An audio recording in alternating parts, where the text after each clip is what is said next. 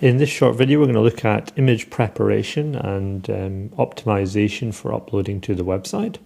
So here we have a selection of images that are ready for a particular property. However, they haven't really been optimized. From what I understand is they've come straight out the camera, renamed, or so they're in order, but they haven't had any optimization done. What I mean by optimization, I mean in changing their size in terms of pixels and changing their size in terms of file size. Our system, once uploaded, doesn't optimize for these, so it'll simply use the file as you upload it.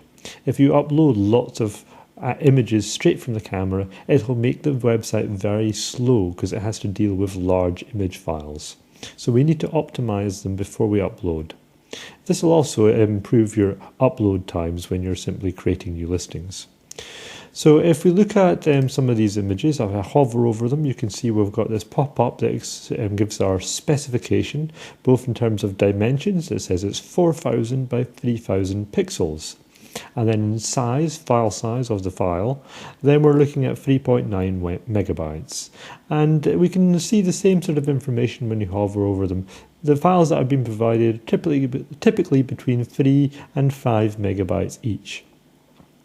If I were to select all of these images, we can see down at the bottom here, this is 71.8 megabytes for the 26 files. So that would take quite a while to upload. So we need to optimize these, and you will need a tool to do that.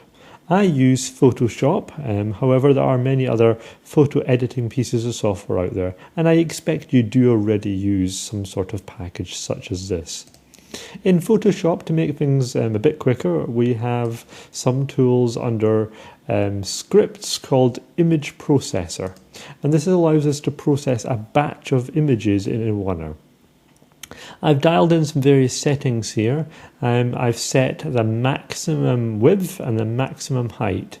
It won't change the ratio of the image, but it will change to whichever is the biggest in terms of height or width. If width is wider than height, then it'll set the width to 2000 pixels. If height is larger than the width, it'll set the height to 2000 pixels. That's the setting I'm using here. And the other setting is our quality here.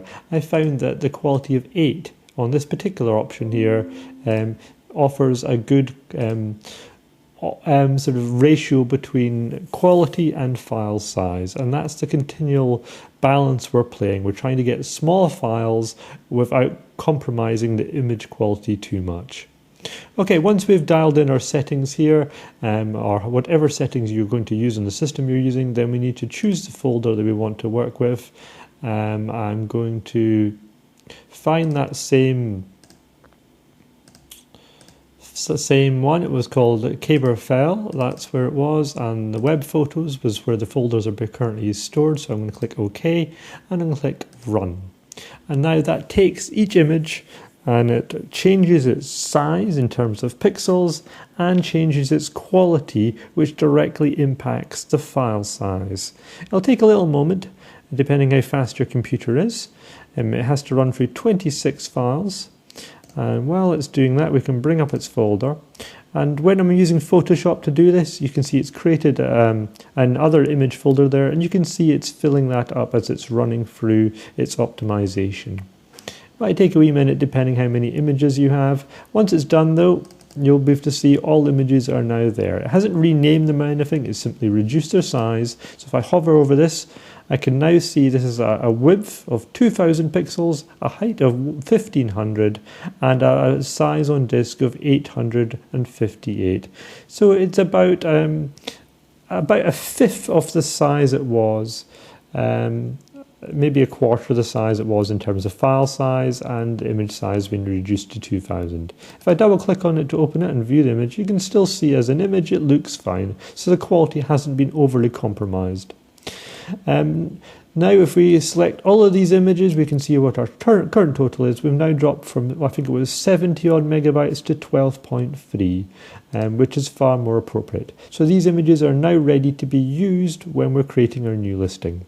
Hopefully this video helps explain the importance of optimizing the images before you upload them.